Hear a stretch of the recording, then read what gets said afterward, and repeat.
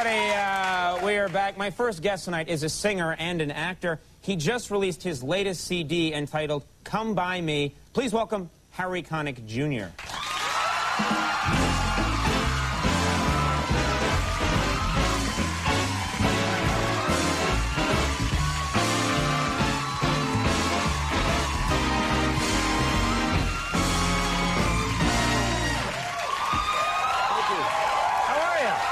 I'm doing great. Thanks for stopping by. It's great to be here. Nice to have you with us. Are you in the city long? For a couple of days. We came in primarily to do your show. We also did the Today Show and promoting the new record and having a nice time. Are you having a good time in New York City? Do you get to do, I mean, is it all work or do you get to do anything fun? Do you have any... We went to a movie last night. We went and saw The Haunting, and there were maybe 3 other groups of people in the theater. Totaling of about maybe 6 people. That movie studio is thrilled with the story so far. Yeah. I hope they don't want me to do any movies. They're not going to call me, I guess now. So I guess now I can say that that movie sucks. By the way. So, I've already barred myself out from that particular studio. All the other studios do great motion pictures. But no, do we have anyone from that movie coming on anytime soon? Who? We do? Seriously? Because I found it refreshing.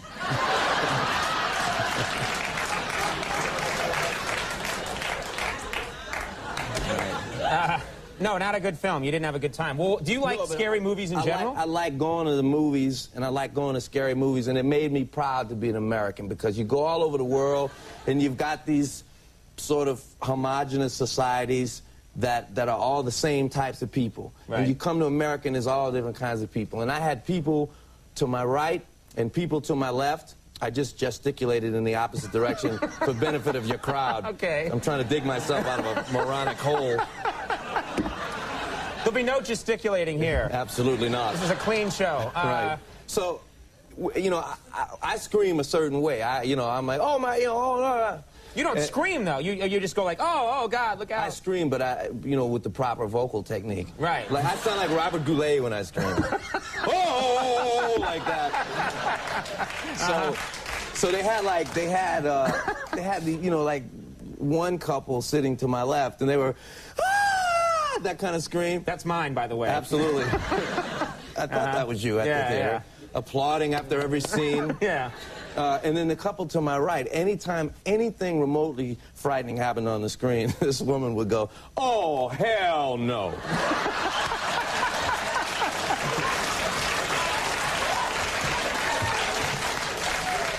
So, but you had a good time. Anything. Yeah. So, and I started doing it because I'm very impressionable, and I like to be part of the crowd, however small it may be. Right. And I started doing it too, and I think the guy that the woman was with thought I was maybe mocking her, but it felt good to try a new way of venting like that. Yeah, you should be like, hell yes, you know? Hell no. Hell yes! The movie's going on. You didn't even see the movie. You were arguing with her the whole time. Is it hard for you to go out in public? I mean, do people bother you? I got recognized. I was getting a new driver's license, and I got recognized. I was sitting down after I had taken the picture, and this woman goes, you're Robert Downey Jr., aren't you? I told her, I said, yes, I am. And we conversed for a while, and... I can't believe they were giving him a driver's license. Right. No, it's not right. If he's in The Haunting, too, I'm really screwed. He's doubly mad at me. You, of course, seen you in a bunch of movies. You're a fine actor, and you take it pretty seriously. I mean, there's some people that, if they were a musician, they'd say, okay, I'm going to dabble in this acting. Right. You take it seriously. You actually research the role. You get pretty... I never really did before. I did my first lead role in a movie called The Wayward Son, which is coming out in the fall. I play like a... you're sitting... I feel like I'm being rude. You're turning to Andy for the go ahead. Just for the big punch words. I'm doing a new movie, Wayward Son. Andy's like, hell no. Oh, hell no. Anyway, I went down to, I play a convict in the 1930s, Harry Convict Jr. And I'm good that way. I can think on my feet.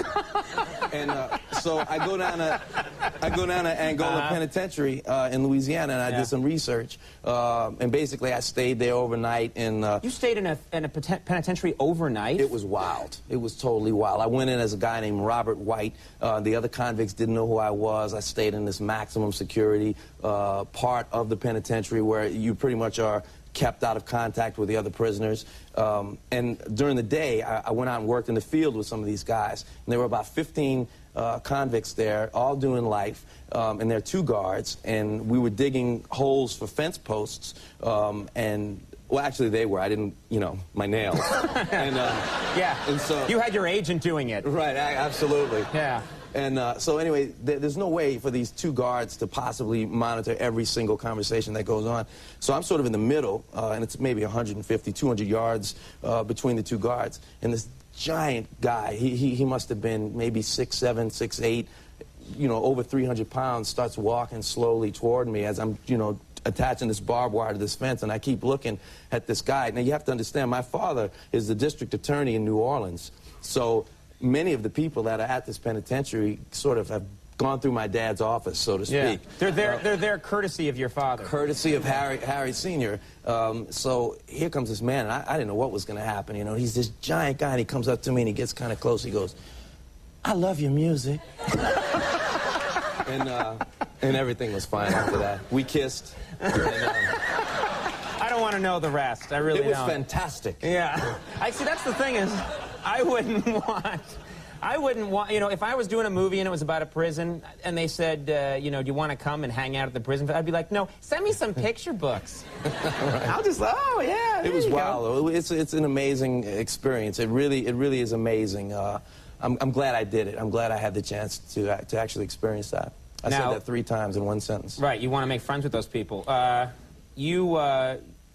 Let's talk about your wife, Jill Goodacre, for just a second.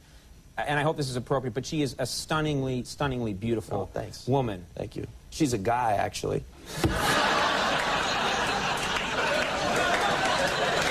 Which is also fantastic. I'm understanding the interest in the prison movie. Yeah. Are you? I'm only doing prison roles from now on, Tony. That's like, yeah. I'm doing a series of prison roles. That's great. No, I would just, you're just doing a revival of Mary Poppins from a prison. Why? Right. I'm just curious about, you're such a beautiful woman, and obviously you must have always done well with the ladies. Is that the case? Oh, my goodness, no. No. You know, by the way, I was looking at a picture of you backstage. They had like an old picture of you, and I think we probably had a lot in common, man. Because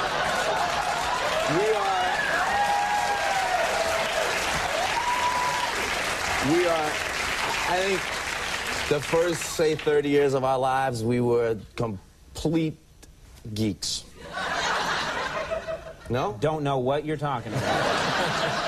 I was a jock in school. No, I can relate because I'm one of those people who, I mean, to this day, if any woman were to say, like, oh, that's a good-looking guy, I'm like, oh, well, you know, you know, seriously, I was extremely skinny when I was growing up. Right. You know, I was the same way. I never really had that kind of luck. I saw a girl that I had a big crush on in 7th grade about 3 years ago, and I said, you know, I really wanted to ask you out to this little school dance, and I was too embarrassed. And she says, oh, I kind of liked you too. I wish you had asked me, you know. And I'm like, I wish I had asked. They're lying. I've had that same experience. Really? I'm like, yeah, I really had a crush on you back then. They're like, yeah, I did too. You certainly didn't show it then.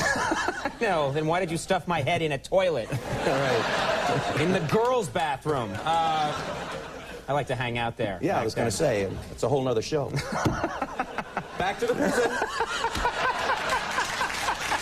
There'll be no more prison talk.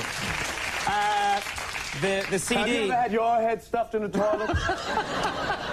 Willingly? Mandy. Willingly or against my will?